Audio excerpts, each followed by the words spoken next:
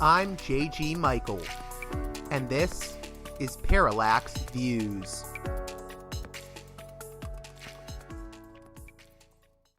Hey there, Parallax Views listeners. As always, before we begin this edition of the program, I'd like to remind you that this show is almost entirely listener-funded.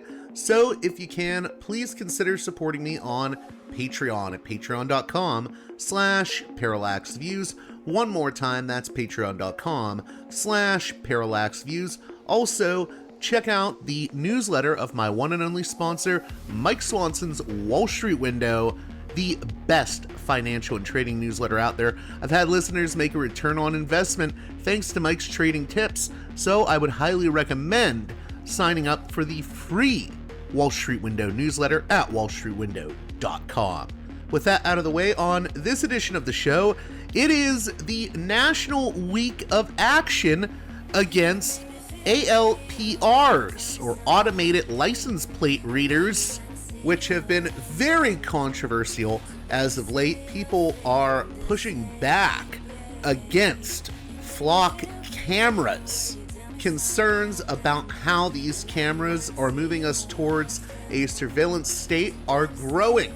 And this is the National Week of Action, as I mentioned before, against automated license plate readers. Joining us to discuss this and the issues with both flock cameras and, more broadly, ALPRs is Ed of DeFlock, a movement that is pushing back against this kind of invasive surveillance technology.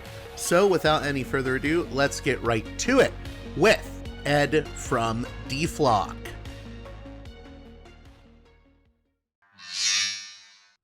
Welcome to Parallax Views. Ed from DeFlock, which is a community organization or movement that's pushing back on these cameras that are being used in ways that feel like a lot of creepy surveillance. The flock safety cameras, automatic license plate reader systems.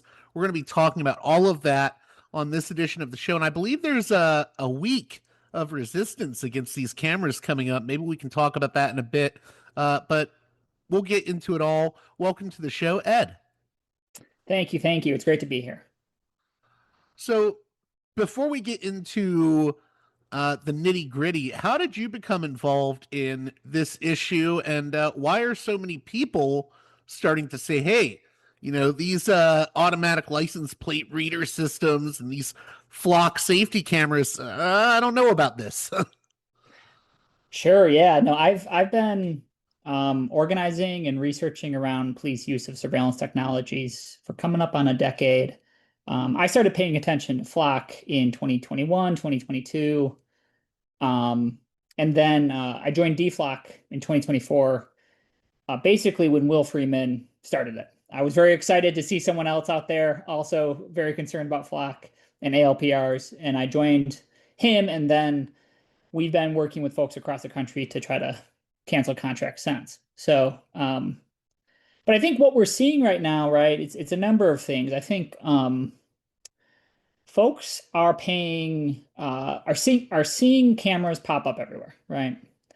And in this political moment, I think folks are asking more and more questions about, you know, is this the direction that we want to be headed in politically? Is this the direction we want our federal government to be going in, our local governments to be going in?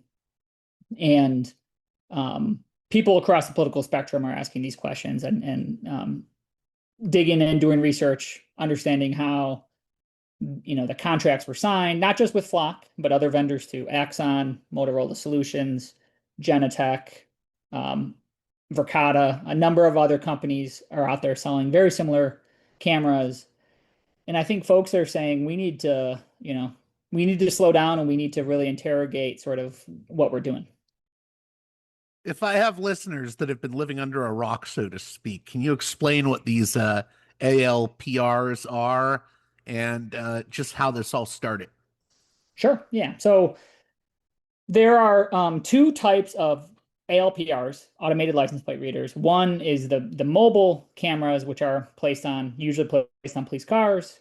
The other one are the stationary cameras, and that's what's been in the news over the last year. So stationary cameras are installed on the sides of roads, and they take photos of every car that passes by 24/7, 365, taking a photo of every car.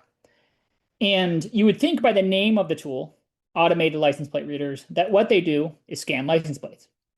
Well, that's just one thing that they do, right? So they take a photo of a car, and in the software that the companies provide, Flock and other vendors provide, sort of everything within the frame in that photo can be made searchable by the police. So not just the license plate, but also the color of the car, the manufacturer of the car, the model of the car, if the car has a bike rack, if it has a bumper sticker, if it has dents.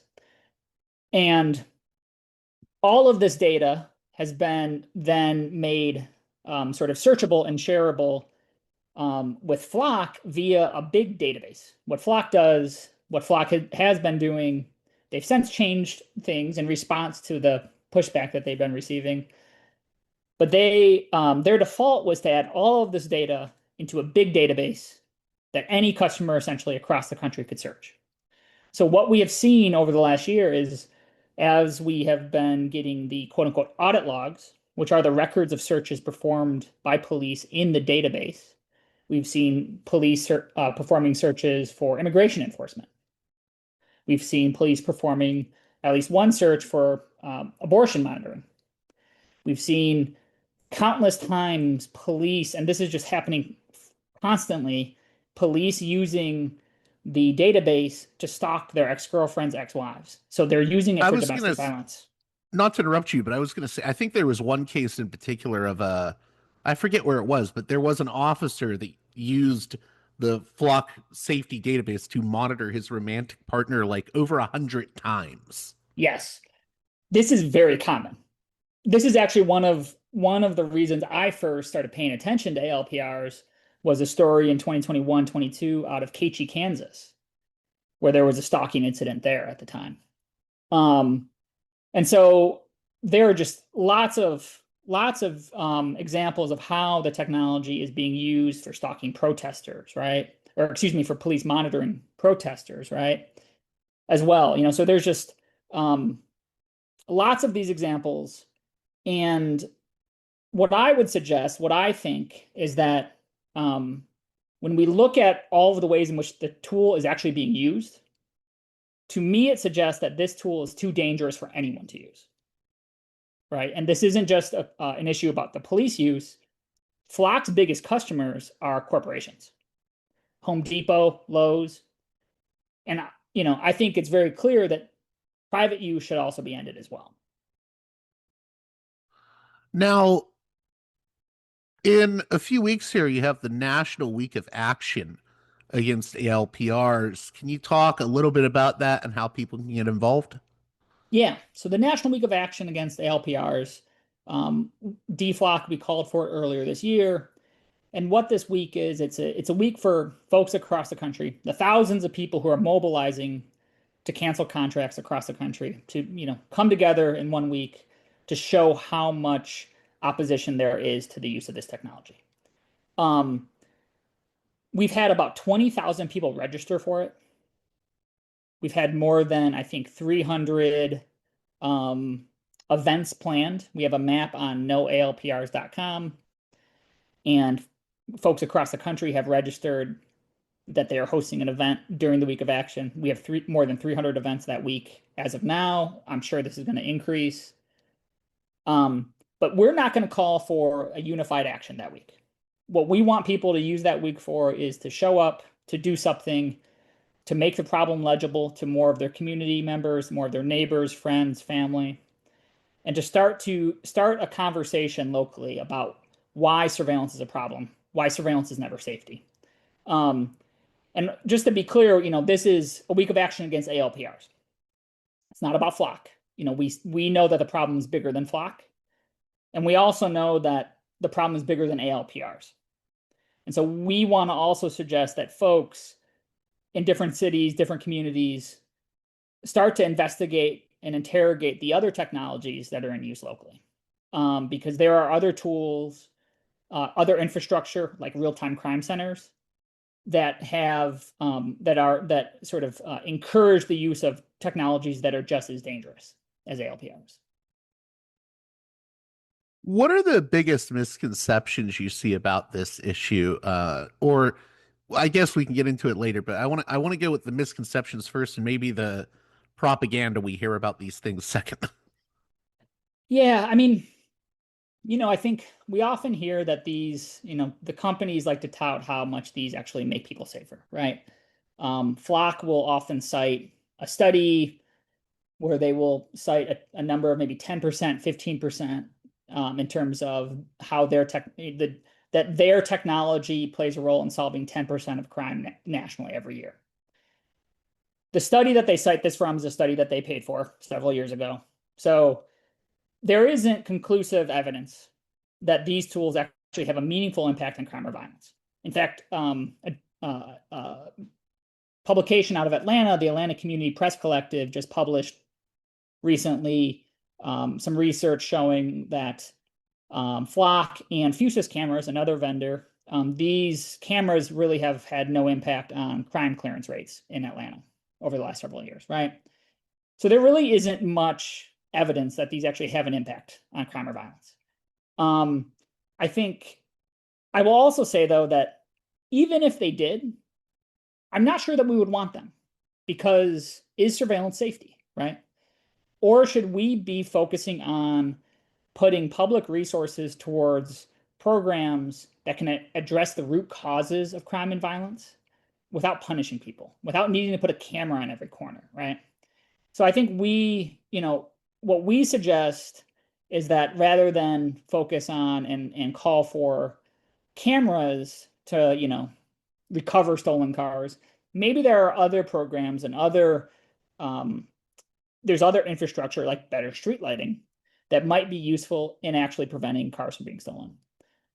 We also hear a very common one is, I'm not doing anything wrong, so why should I be worried, right? I think Right. It's the old what is it? Well, if you have nothing to hide, you have nothing to worry about. Right. And and I think this is a very slippery slope. We got to be very careful with that argument because one thing I like to say is that once the cameras get installed, they become infrastructure.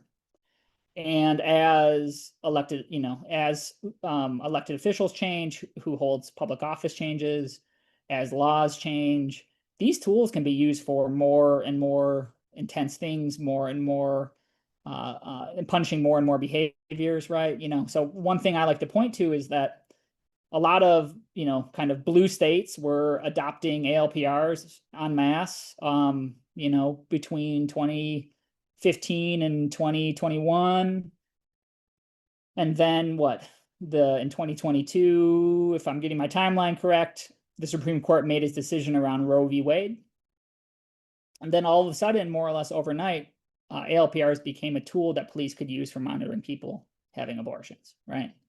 Monitoring people seeking reproductive health care. So once the infrastructure is in place, the law can change, and I think we need to be very careful with that. And so I think these are, again, just very dangerous tools, and I think we what I also think we're seeing in terms of patterns is that a lot of people are learning how difficult it is to actually sort of place limitations on data sharing once the data is collected. What we have seen, I would suggest, is that it's impossible to really install meaningful guardrails technically or legally to prevent data sharing. One thing that I think is likely happening is that, for example, is that we have a number of agencies who have limited data sharing because they're concerned about ICE getting access to license plate reader data. And so they have stopped sharing with any other agency. Well, it's fairly likely, we haven't proven it, so I don't want to say we have proven it, but it's fairly likely, because this is something ICE has done before, that ICE is just sending administrative subpoenas to Flock and the other vendors to get their data. This is something that ICE has long done with telecoms companies to get cell phone data. And we think they're probably just doing this with the ALPR vendors, and the customers probably have no idea, right? So, so once the data, what I usually say is the only way to prevent data from being used for immigration enforcement is to never collect it in the first place. Because once it's collected, there's always a loophole, and it will probably find its way to, ICE and to other agencies that want to use it for that purpose. So my listenership is a very odd mix politically. Um, I would say I have a lot of left-leaning listeners, but I also have a fair amount of even conservative and maybe even libertarian listeners. It's a very strange brew, so to speak. And I wanted to ask you, what's your pitch to people that may have differing political opinions, and why does this cross political lines? I guess is what I'm asking. Yeah, no, I mean, so I would definitely describe myself as being on the left, but I'm working very closely with libertarians across the country right now, who are as deeply concerned and as committed as I am to getting these cameras removed. Um, and we, in our organizing, we very much see this as a strength, right? So we're leaning into it and trying to work from places where we have political alignment, not focusing on the places where we don't, but building relationships, building trust, working together. And I think for a lot of folks, a lot of libertarians, a lot of folks on the right, I think it's very clear. We'll see what the courts say, but I think it's very clear that this is. I would suggest it's very clear that this is a violation of constitutional rights, right? I think this is a violation of any expectation that we should have around privacy. And I know, that goes to another rebuttal people often have in terms of, your cell phone is always tracking you, collecting all the data as well. Well, that's also a problem. So just because that's happening doesn't mean that we're endorsing that. I think that's also another issue that needs to be addressed, and that we should also think about in terms of sort of the surveillance apparatus that we're all engaged in and involved in, whether we want to be or not. But I think for a lot of folks, it's very clear that, a lot of libertarians that I'm connecting to on this, they've gotten pulled into this work because, they left, they went to work one day, they pulled out of their neighborhood and there was a camera right there. And then they went around the corner and there was another camera. And then, just before they got to their office, there was another camera. And they're realizing that they can't go anywhere in their city and town, wherever they are, without being tracked, without that data being collected. And it's a clear example of government overreach for a lot of folks. Now, we've talked about the government sort of surveillance aspect. And you implied that there's also a private surveillance aspect with, I guess, corporations. Can you talk a little bit more about that? Do we already have examples of how this could be very bad? Yeah, I mean, again, Flock's biggest customers are probably Home Depot and Lowe's.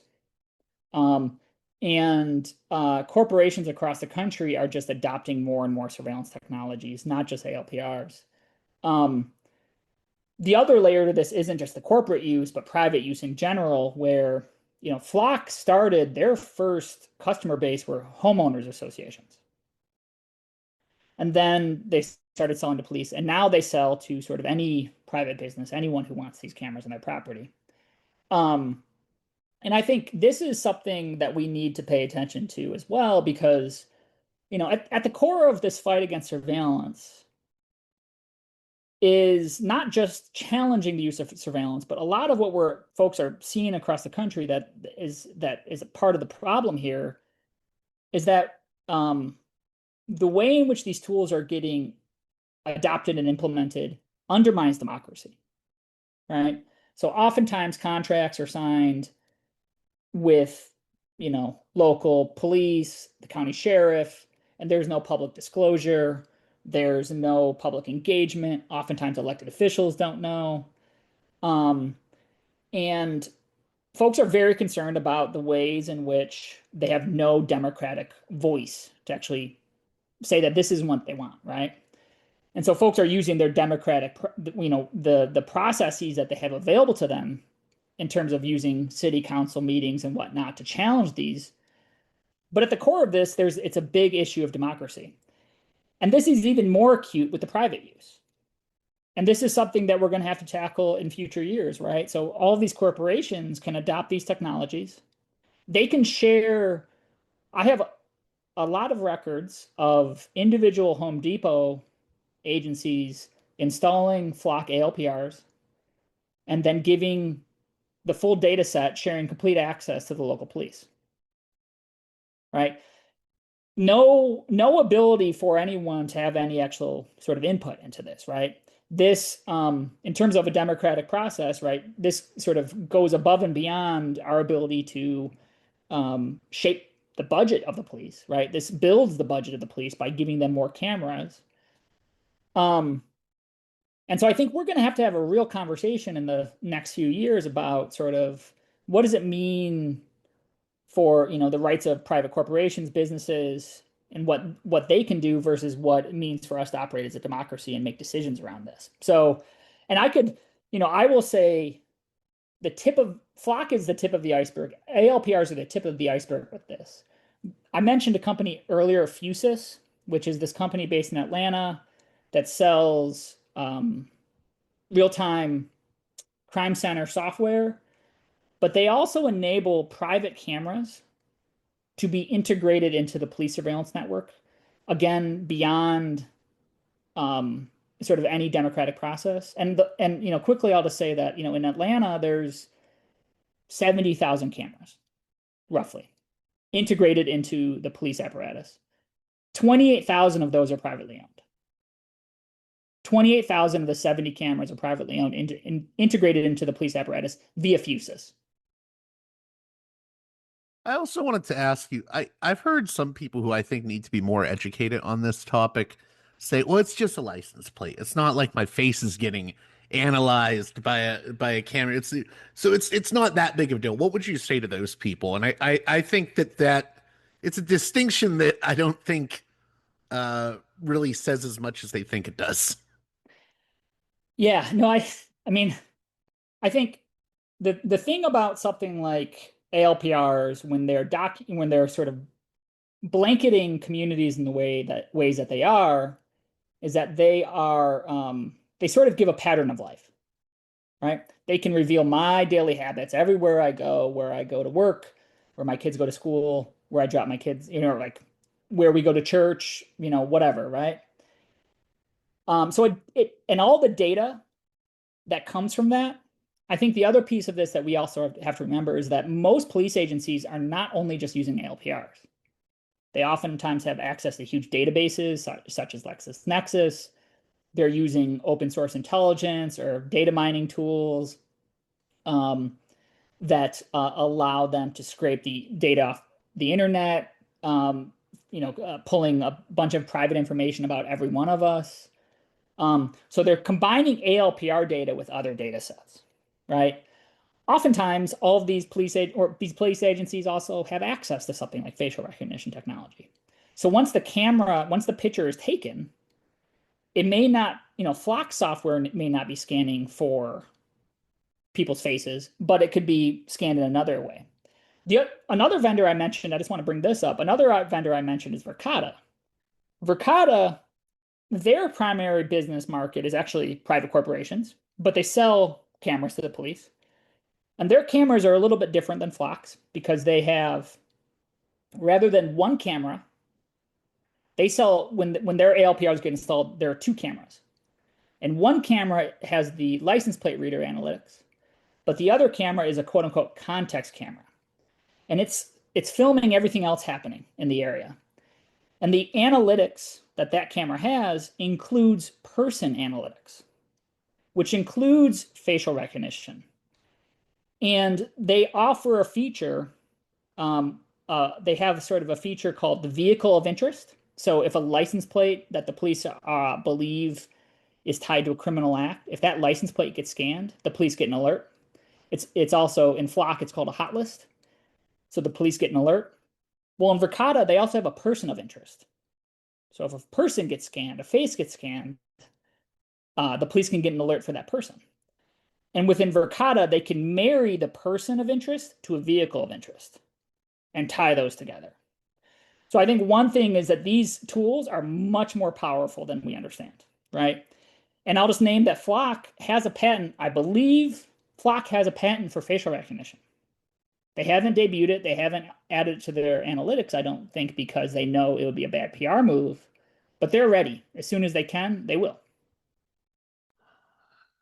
And I guess can you talk more to the data collection issue? Because I mean, we're talking long-term retention of location data essentially, and that's why, there's that, we mentioned it earlier, that Milwaukee police case where basically this policeman used the ALPRs for stalking an ex and her boyfriend or ex-boyfriend. So there's a way that you can use this data collection in very nefarious ways. Yeah. So and this is a common fight in a lot of cities in terms of the data retention. By default, Flock um, uh, allows their customers to access it for 30 days before they delete it. Flock claims that they also delete it after 30 days. But within their terms and conditions, they updated these in February, if I remember correctly. And in their terms and conditions, they updated the document to say the customer owns all the data, but the customer grants Flock the right to use the data into perpetuity for whatever Flock wants. So Flock is retaining the data, mostly probably for training other products, right? Because this is a company. Their whole business model is built upon mass data collection. So they want to sell not only ALPRs, but they also sell gunshot detection microphones. They also sell other cameras. Last year, they debuted something called Nova, Flock Nova. And this is a tool, I describe it as a tool that allows Flock's customers to not just monitor cars, but to monitor people, where car data is just one data set that they have available to them to monitor individual people. And they're pulling data from other data sources to build sort of a dossier or a profile on people. But this is, I mean, we're talking about huge data sets that the company basically has access to, and that we don't have any insight really. We just have to trust the company that, they're deleting it, right? And so, and the other piece of this too is that once data gets added to the database and police search it and access it, they can download it, they can maintain their own files of it, and that can live on to perpetuity even after the retention period, right? So, data always wants to travel. Data is always going to travel. And I think what we have seen is that there are very few mechanisms that can actually limit that sharing if we really are, intentional about that. Are there any specific cases that you've looked into when it comes to I don't even want to say abuse because it almost feels like these are designed for abuse. Um, but are there any cases that you think would particularly resonate with someone who hasn't looked into this issue? Are there any? I mean, I don't want to get sensational with it, but there's a lot of disturbing cases with this. Are there any that specifically stand out to you, though? Yeah, I mean, the one that the example that I think is not the most egregious, but I think something that really we should all pay attention to is this. I forget where exactly it was, but it was a suburb of Denver, and there was this incident where um I might get some of these tidbits wrong, so you can link to the story, but there was an incident where I believe a package, an Amazon package was taken off a porch. And the police claimed that this one person did it because within the time frame of which it happened, the car was caught going on ALPRs, coming in and out of the neighborhood. And the person who was accused of stealing the package, they knew that they hadn't, but they didn't have, the police said that they did. And so their only recourse to prove that they hadn't was to then go and use all of the other data sets that they have from like their phone, their Apple Watch, from all these other tools that are collecting location data on them in order to prove that in fact the person who stole the package.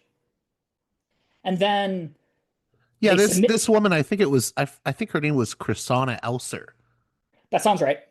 Yeah, yeah, and I think she had to like collect all her receipts to prove her innocence and what. I mean, it's crazy. Yes. And she handed in, she gave this information to the police department, and their response was, "Congratulations, you proved that you were innocent, right?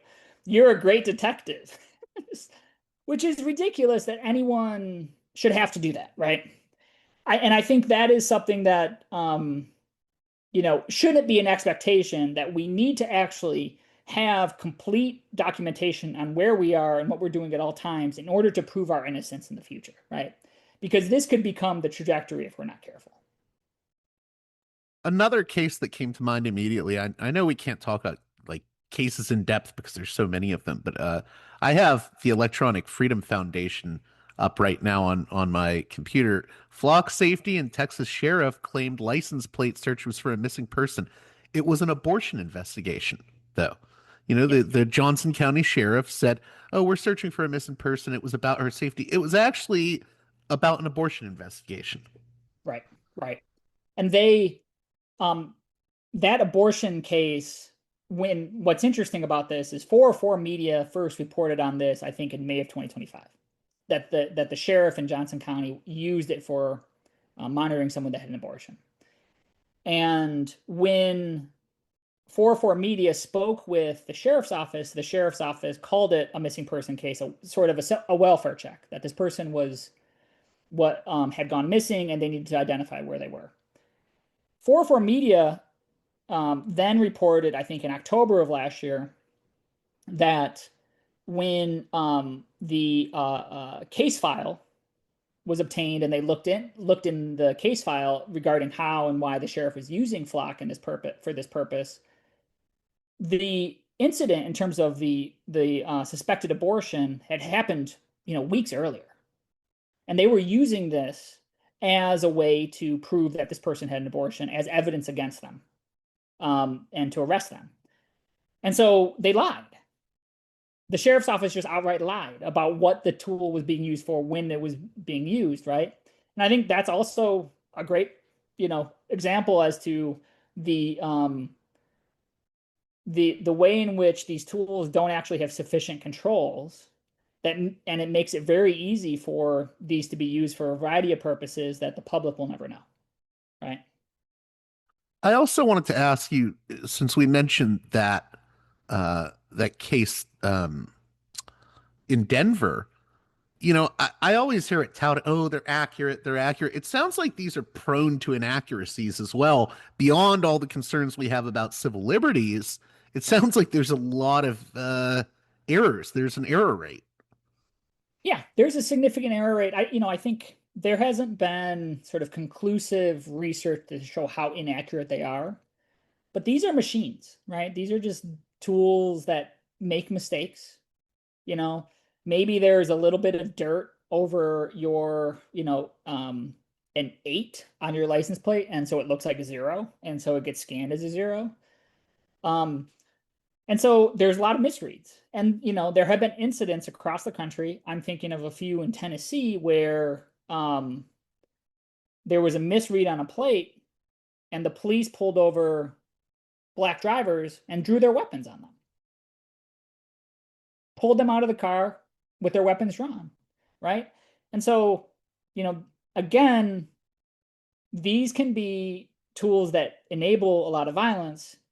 And something that we know from research over the last, decade plus, right, and conversations over the last decade plus, is that, anytime black and brown folks interact with police, there's always increased chances of violence.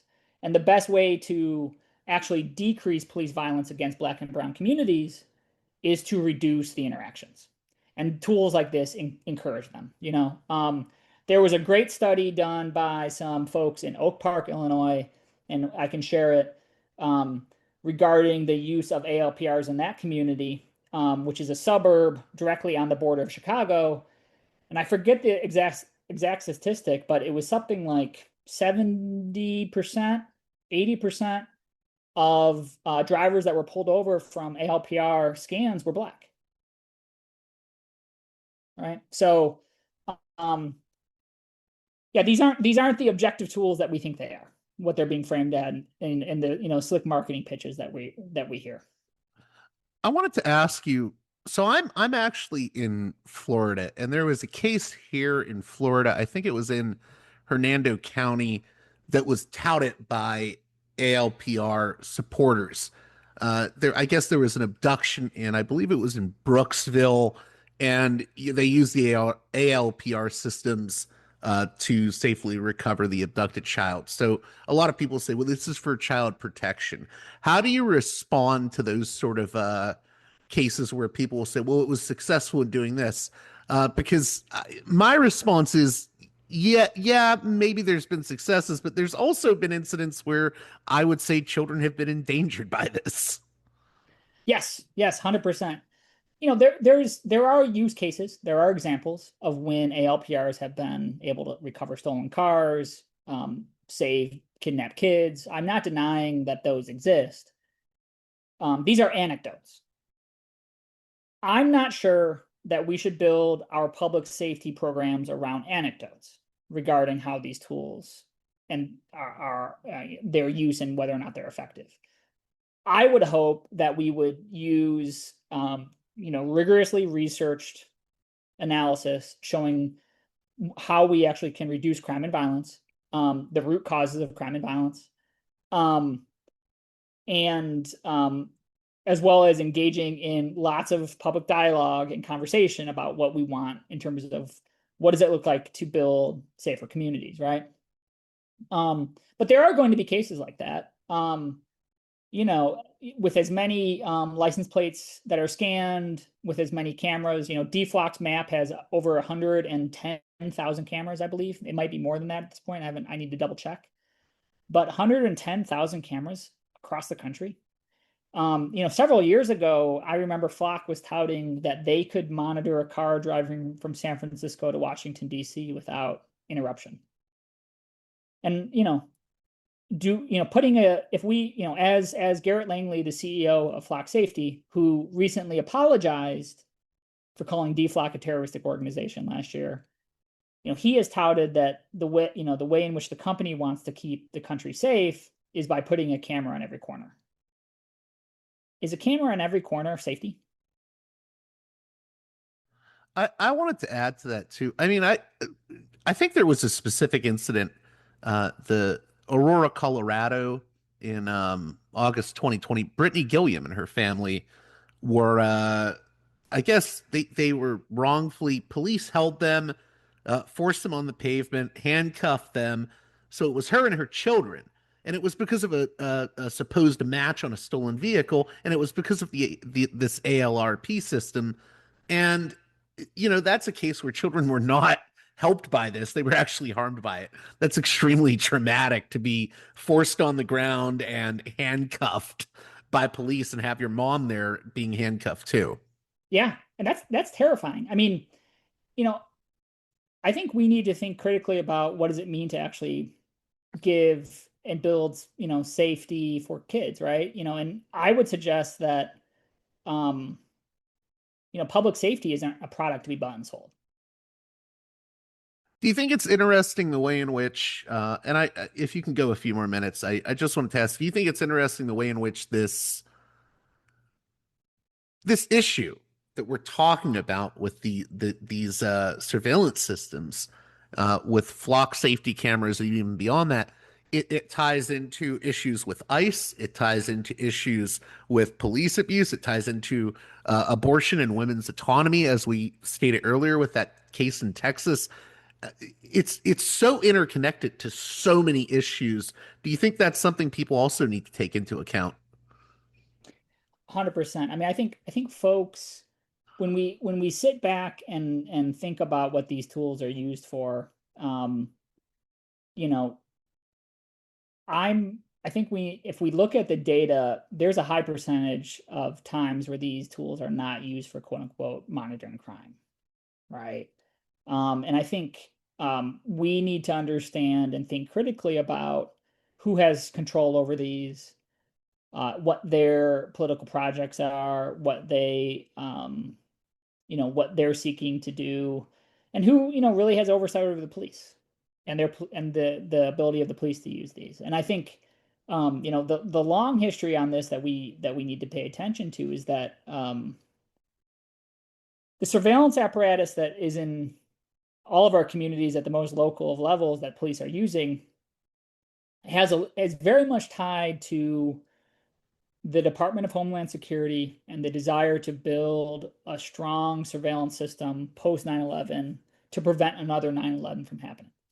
So this is part of sort of the national security apparatus. And, rather than kind of preventing terrorist acts per se, quote unquote, we see these technologies being used in ways that violate constitutional rights, such as, all of the incidents over the last year where police have been using these to monitor No Kings protests. You can go on a website called haveibeenflocked.com and you can search the audit logs of your local police. You can see how they have been using the ALPRs, but you can also see from other police across the country, and you can go in there and just search protest, and you can see how many times protest comes up as a reason the police gave for using these tools, right? Immigration, ICE, same thing. Any of these keywords, you can go in there and see all of this. Have I Been Flocked is a publicly searchable database of all of the audit logs that people across the country have been able to access via public records requests. And so I think, we should be thinking critically about how tools like this sort of intensify existing asymmetries of power. The police have a lot of power over us. And, are we actually creating safer communities when we implement and give police more power in this way? I want to delve into, if we have time, what people can do and what they're up against in terms of activism. One thing I always hear is, well, this is just the way things are going. You can't stop this technology. I think that's really short-sighted when people say that, because there's always room for regulating newer technology. So I get very confused when people think that this is an inevitability, because I don't think it is. Definitely not inevitable. I mean, Flock Safety was just founded in 2017. This is a new company, right? And surveillance isn't inevitable. This is something that has come on especially over the last 25 years. We can make choices. We can do other things. We can identify ways to keep communities safe without these tools. What we usually talk about with folks in terms of pushing against and challenging their use is because we actually don't want regulation. We want the cameras removed. We don't think regulation is useful because we don't think that these can be used in a safe way. So we want the cameras removed. And we suggest to folks, if you're interested in getting the cameras removed, one of the first things to do is get your hands on the contract, understand what the agreement is between your local police or sheriff and the company, and then have a community meeting. Have people over for dinner, have a potluck, talk to them about the problem, do sort of the tried and true organizing. Just bring people in, make the problem legible. And then once you have enough people, go to your next city council meeting, go to your next county commissioner meeting, and give public comment. Make sure folks know that this is a problem, that you have a concern about it. And get in touch with us. You can contact DeFlock. I think you can email us at contact@deflock.org. You can also email us at contact@noalprs.com. And we're very happy to work with you, connect with you, and make sure you have the support you need to get folks in your community organized to challenge the use of these cameras. So, but it's the tried and true methods of actually practicing democracy, right? And that's what people have been using over the last year. And we've seen, at this point, I think it's over 90 contracts have been blocked, canceled. 90 communities, the cameras have been removed in some way, shape, or form, right? Which may not seem like a lot when Flock has 6,000 customers, but I think this is a really good demonstration of people coming together, organizing and saying that this isn't inevitable and we can work together to actually define what public safety looks like in our community. That's what I was going to ask you next, actually, was the successes that have happened. Yeah, I mean, we've had successes across the country, in more liberal communities and more conservative communities. Um, you know, people have made it very clear, and a lot of elected officials have said, yeah, this is a problem. We shouldn't have signed this contract. The police shouldn't be using this tool. Um, and I think there's a lot more concern now. A lot more people are paying attention as a result to not only ALPRs and police surveillance, but just kind of what's happening in their city government, right? And I see this sort of crisis of democracy that we're in, right? Because surveillance, in my opinion, is a symptom of a crisis of democracy. Because democracy should not need to surveil their residents. I think people are realizing this crisis and are stepping into actually trying to build stronger communities using the means that we have. What's crazy to me is being in Florida. I think it was a few days ago, maybe a week ago, that the Republican front runner for governor, I'm not a fan of him, but Byron Donalds, he issued a statement calling for a full pause on flock camera contracts because of, oh, this is violating people's constitutional rights. And I did not expect that from him. But I think what's happening is, even in a very conservative state like Florida, people are very annoyed with these flock cameras. Annoyed is an understatement. So even politicians that I wouldn't normally agree with, even they're starting to say, hey, my own constituents don't like this. Right. And people are paying attention. I mean, people are organized. I think that's the same thing with the reason that, Garrett Langley, the CEO of Flock, came out and apologized to DeFlock for calling us a terroristic organization last year. I think he understands that people are deeply concerned about this and he can't just brush it off.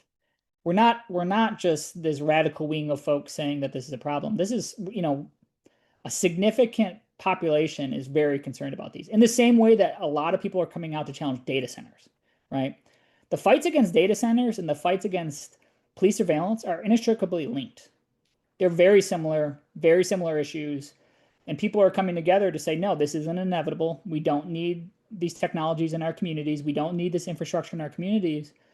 And I hope that this is sort of the trajectory that we're on is one where people are going to start taking more ownership of what their communities look like because we're learning how to practice democracy again. The very last thing I wanted to ask was, ALPR systems aren't exactly new, right? I mean, I think the first ones were around in like the 70s, but we are dealing with something. This is a very different kind of ALPR that we've been dealing since, I guess, the 2010s. How important do you think it is that people understand that? Well, yeah, I mean, so a couple of things. One, I actually think that long history is really fascinating in terms of understanding what these tools are. So I always like to tell this history, right? So ALPRs or ANPRs were first designed by the English to monitor the Irish Republican Army in the 1970s. So that these have always been a tool of colonial control, right?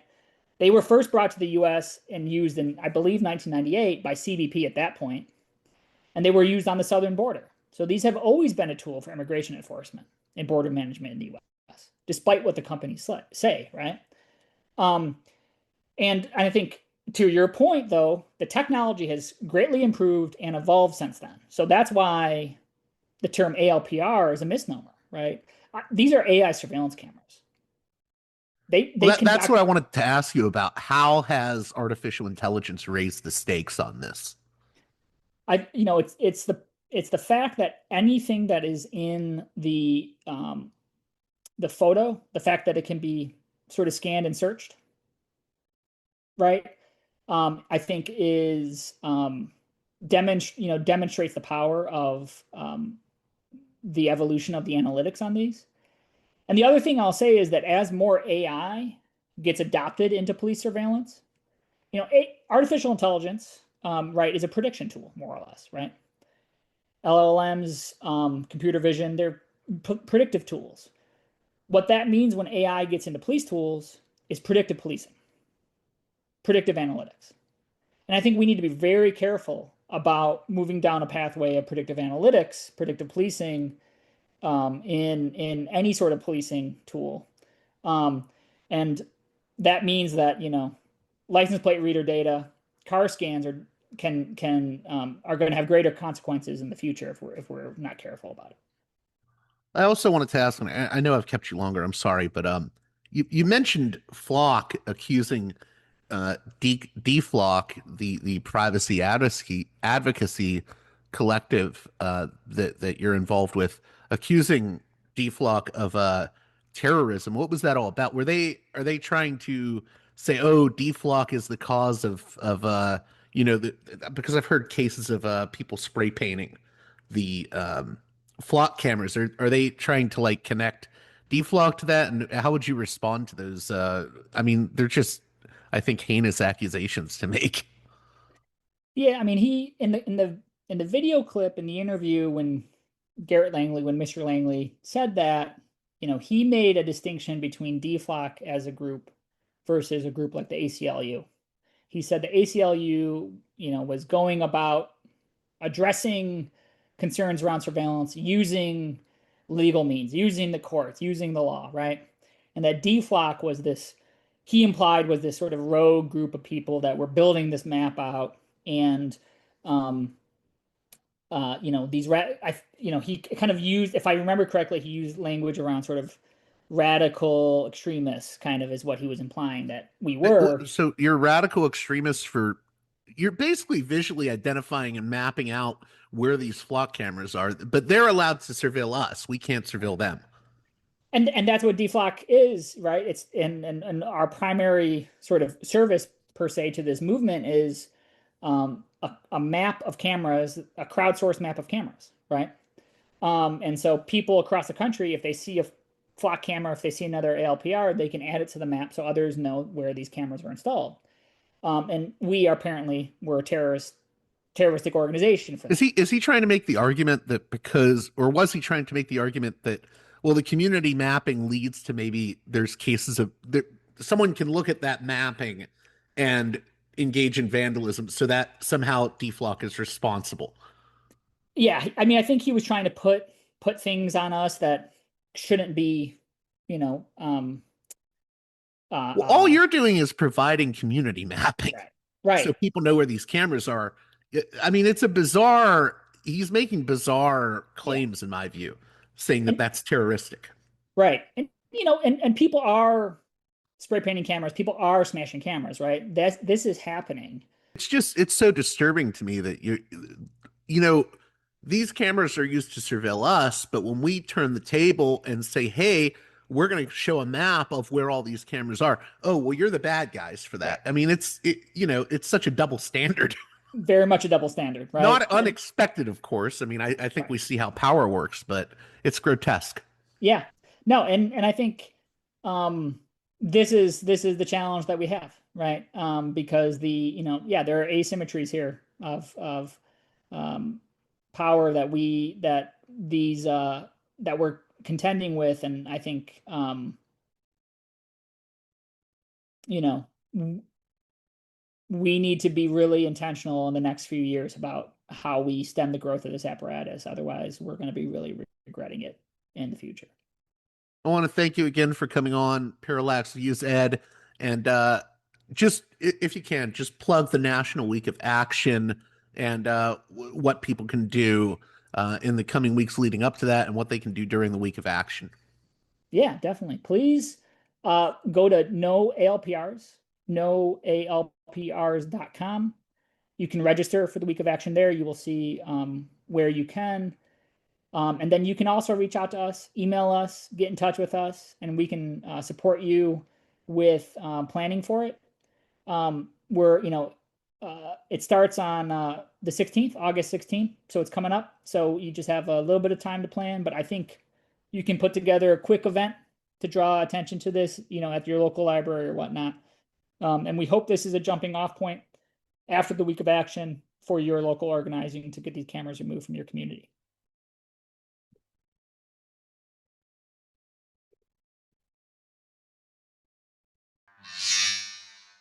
A special thanks to my $10 and above tier supporters on Patreon, who make this show possible with their generous donations.